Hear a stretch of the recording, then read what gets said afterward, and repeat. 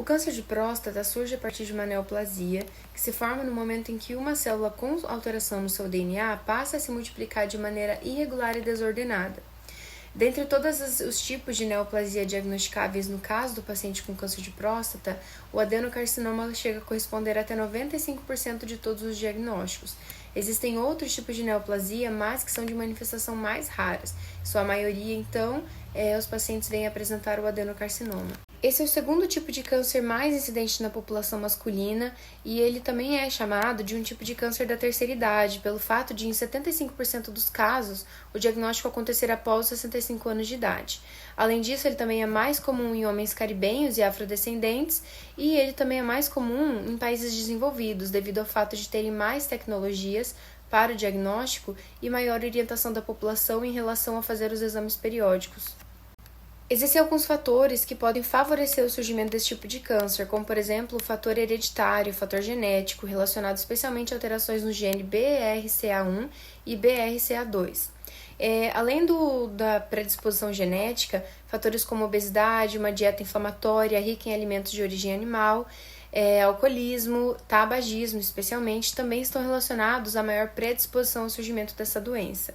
Além disso, existem alguns estudos que indicam a relação entre infecções sexualmente transmissíveis e o surgimento do câncer devido ao favorecimento do início de um processo inflamatório, mas ainda não há um consenso da ciência em relação a isso. E além disso, também a prostite, ou seja, a inflamação da próstata, pode contribuir para o surgimento do câncer de próstata. Alguns sintomas relacionados à presença do câncer de próstata, então, são dor ou ardência urinar ou ao ejacular, ou no sêmen ou na urina, a presença de sangue, se levantar muitas vezes durante a noite para urinar, jato urinário reduzido e também algumas dores em relação, por exemplo, dores na lombar, dores na região anal, dores na região inguinal. A neoplasia surge a partir de uma única célula com uma alteração genética que conseguiu burlar o processo de apoptose e começou a se reproduzir de maneira desregulada e descontrolada. As células descendentes passaram a fazer novas mutações genéticas, de modo que não apenas formaram uma neoplasia, mas também uma neoplasia com caráter de invadir outros tecidos e com células com características diferentes, tornando também o tratamento muito mais difícil. Para entendermos melhor a fisiopatologia do câncer, é importante entendermos qual é a característica das células cancerosas. Então, essas neoplasias são compostas por células que fazem multiplicações desordenadas e que conseguem escapar dos mecanismos apoptóticos, seja no momento em que ela é identificada como uma célula com alteração no DNA ou no momento em que completa o limite de ciclos de reprodução. Então, pode-se dizer que é uma célula com característica imortal.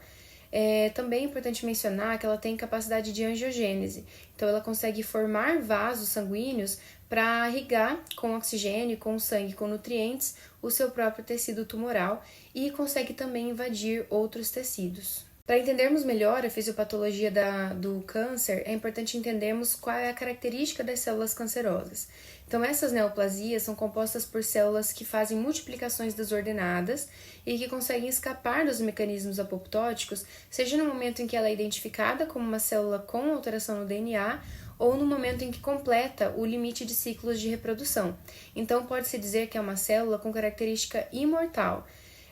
Também é importante mencionar que ela tem capacidade de angiogênese, então ela consegue formar vasos sanguíneos para irrigar com oxigênio, com sangue, com nutrientes, o seu próprio tecido tumoral e consegue também invadir outros tecidos.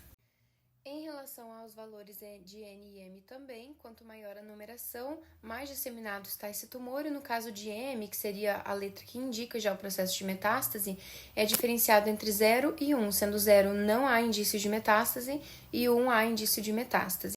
O diagnóstico, então, é realizado por um médico, e esse diagnóstico pode ser feito através de um exame clínico, também através de exames de imagem, como ressonâncias magnéticas, por exemplo.